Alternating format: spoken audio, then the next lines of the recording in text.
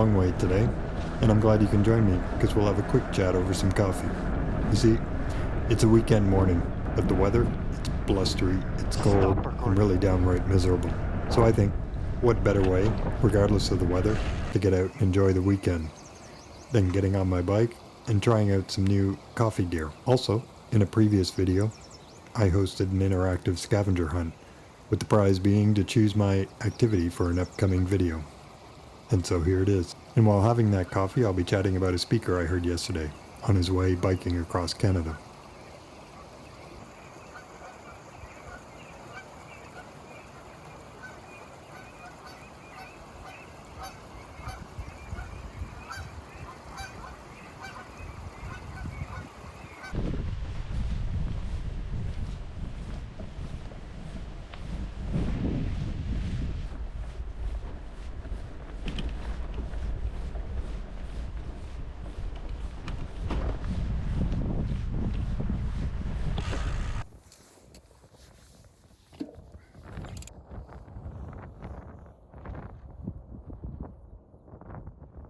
Oh, and by the way, no paid promotions in this video, just the stuff I have and use and the stuff that I like. The new gear that I'll show you today includes a GSI Glacier camp stove, the GSI hallulite minimalist cookset, oh, and also some especially tasty Ediya coffee. For now, I have some pedaling to do.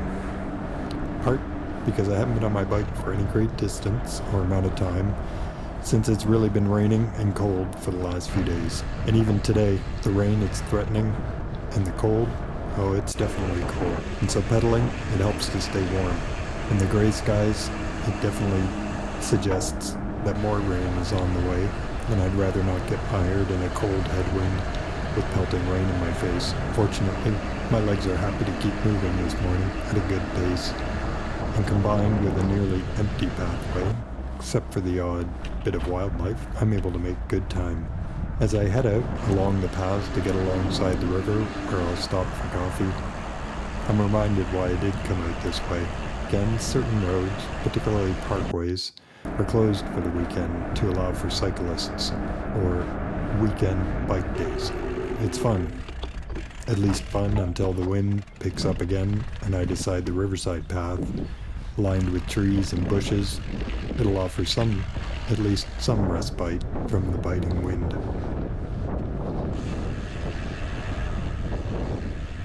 So a bit more about the talk I heard about pedaling across the country. I was intently listening while looking forward to my own opportunity to do such an epic route. However, and here's where the sideways part comes in, I've got a lot to learn, experiences to endure, and skills to acquire. Also, putting some miles into the legs will help down the road, so I'm not going forward right away on that tour across the country. There'll be time for that. For now, even if it's a bit sideways, I'm still pedaling the long way. And like today, I'm learning to bear some less than optimal weather to learn about my gear for making a coffee. All important steps towards that bigger goal of riding across the country. And it's not long before I arrive at an island park. I size up this view spot to consider it for making my coffee.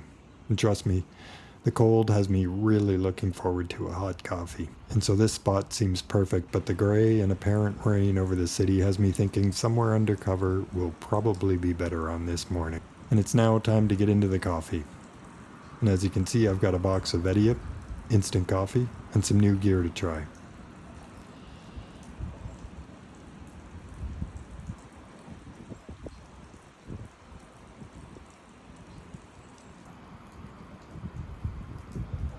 First, the hallulite cookset, and by now, my fingers, they're a bit numb, so maybe not the smoothest in terms of opening and display, but bear with me. So the cookset, it's aluminum, so it's light.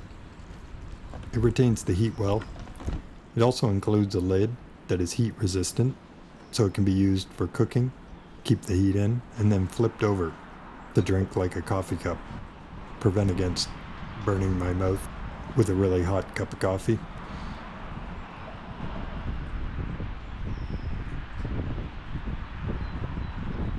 And of course, the insulated cover, that's convenient. Oh, here we go. And it also includes a foldable spork. Neat.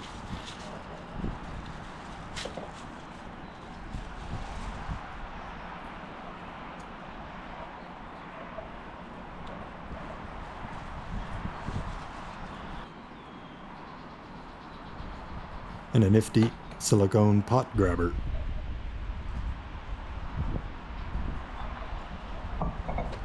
That attaches to the gas canister by magnet.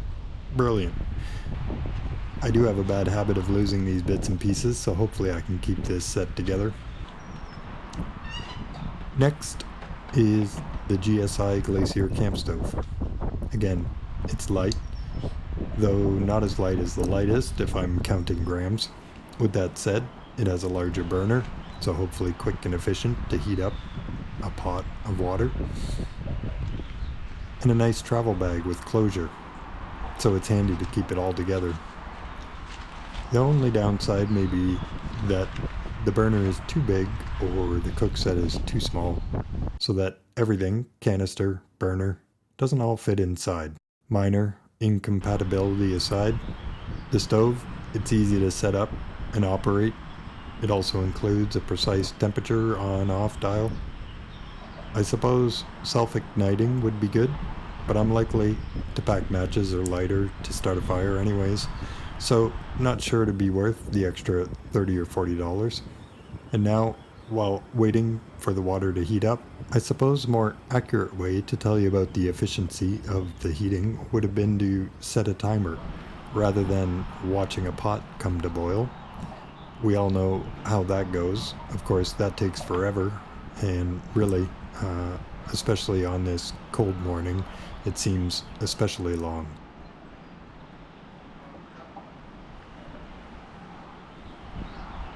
And now, the Ediya instant coffee.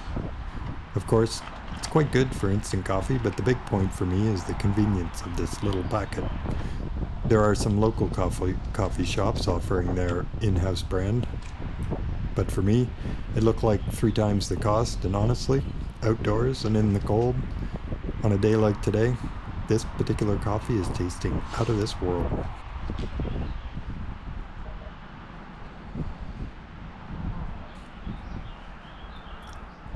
A few last pictures before packing up.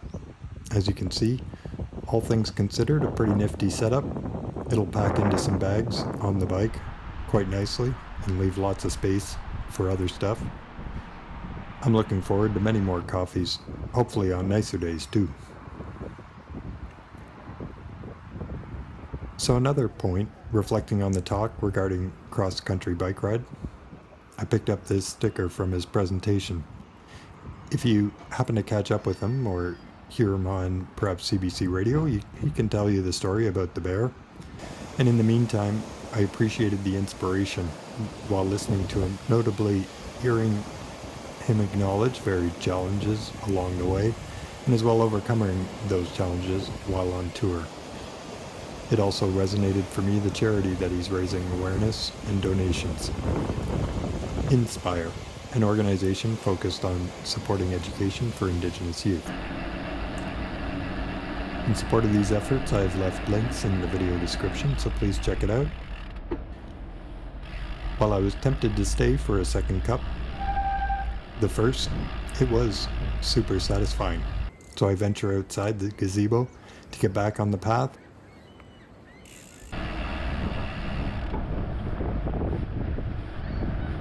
And now, I'm really starting to almost regret that I'd left the gazebo. The rain that had been threatening all morning was now pelting down. The wind had not abated at all, and in fact was probably right in my face. However, I continue to see people out jogging, so I shouldn't complain. And as I continue pedaling the long way despite the inclement weather, I think briefly about the geese that I saw earlier. Still going sideways? Did they manage to get out of that section of the canal, even those that appeared too young to fly? Or perhaps I'm just thinking about anything other than my numb fingers and chilled bones.